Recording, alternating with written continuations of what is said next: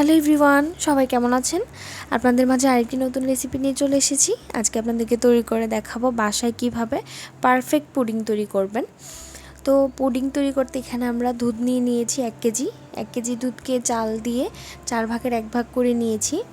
তারপর নিয়ে নিয়েছি বাটিতে, আরেকটি বাটিতে 4টি ডিম। 1 কেজি দুধের জন্য 4টি ডিম নিতে হবে, তাহলে পারফেক্ট পুডিংটা তৈরি হবে। তো ডিমের মধ্যে দিয়ে দিচ্ছি আমি 1 কাপ পরিমাণ চিনি। তারপর এটা ভালো করে মিক্স করে নেবেন। একটু মিক্স করে নেওয়ার পর এর মধ্যে দিয়ে দিচ্ছি ভ্যানিলা এসেন্স। আপনারা চাইলে ভ্যানিলা এসেন্সের পরিবর্তে লেবুর রস কিংবা 2-3 ফোঁটা লেবুর রস কিংবা লেবুর যে উপরের খোসাটা আছে ওইটা একটু কুচি করে দিয়ে নিতে পারেন, তাহলে ডিমের আর দুধের যে বাজে গন্ধটা সেটা চলে যাবে।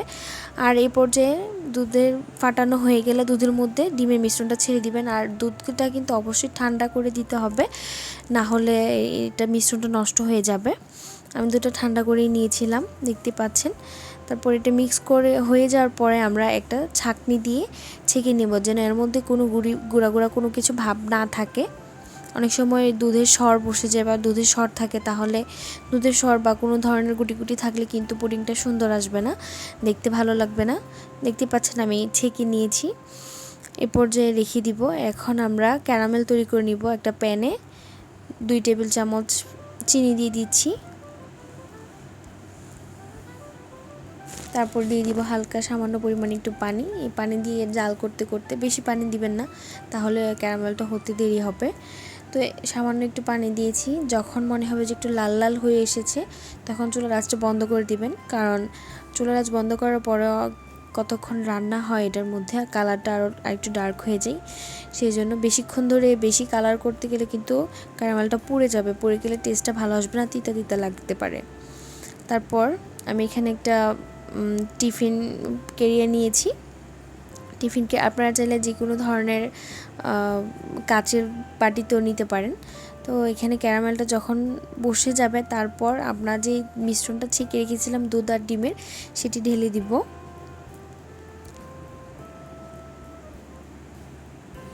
ঢেলে দিয়ে এটা একটা ঢাকনা দিয়ে রাখবো।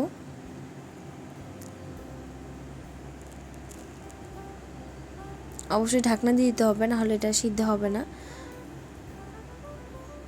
আমরা চুলায় একটা প্যান বসিয়ে দিয়েছি, প্যানের মধ্যে একটা স্ট্যান্ড দিয়েছি। স্ট্যান্ডটা দেওয়ার কারণ হচ্ছে আমরা টিফিন কেরিয়াটা বসানোর পরে যেন নড়াচড়া করে পুডিংটা নষ্ট না হয়ে যায়, সেজন্য স্ট্যান্ডটা দিলে পুডিংয়ের যে বাটিটা আছে মানে টিফিন কেরিয়াটা বসে থাকবে সুন্দরভাবে, সেজন্যই দেওয়া। আর এখানে একটা ফোঁটা আছে, ফোঁটাটা আমি বন্ধ করে দেব। দেখতেই পাচ্ছেন এটা বন্ধ করে দিয়েছি, যেন কোনো ভাপটা বাইরে বের হয়ে না যায়। তো যখন আধা ঘন্টা, আমি ঘড়ির টাইম ধরে আধা ঘন্টা জাল করেছি। জাল করার পরে এটা ঢাকনাটা উঠিয়েছি। এমন একটা কাঠি দিয়ে একটু আমি একটা টুথপিক দিয়ে দেখছি যে এটার ভিতর যদি কাঁচা থাকে, তাহলে এখানে কাঠিটার মধ্যে ভরে থাকবে। দেখতে পাচ্ছেন আমার কাঠিটার মধ্যে কোনো কিছু ভরে নেই, তার মানে এটা রান্না হয়ে গেছে, সিদ্ধ ভালোভাবে হয়ে গেছে। ওই পর্যায়ে নামিয়ে নিব।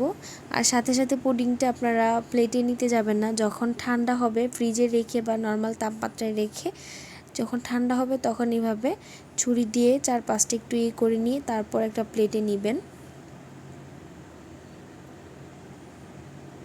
আর আপনারা চাইলে এই পুডিংয়ের মিশ্রণটা যখন মিক্স করবেন ডিমের সাথে দুধের, এর মধ্যে তখন একটু কর্নফ্লাওয়ার দিতে পারেন 2 চা চামচ। যাদের পুডিংটা মনে হবে যে আমাদের পুডিংটা বারবার করতেছি ভেঙে যাচ্ছে, এভাবে হচ্ছে না, সে পর্যায়ে একটু কর্নফ্লাওয়ার দিয়ে নেবেন, দেখবেন একদমই কোনো ভাঙার চান্স থাকবে না, একদমই ভাঙবে না। আর পুডিং অবশ্যই ঠান্ডা হওয়ার পরে প্লেটে নেবেন, না হলে ভেঙে যাবে।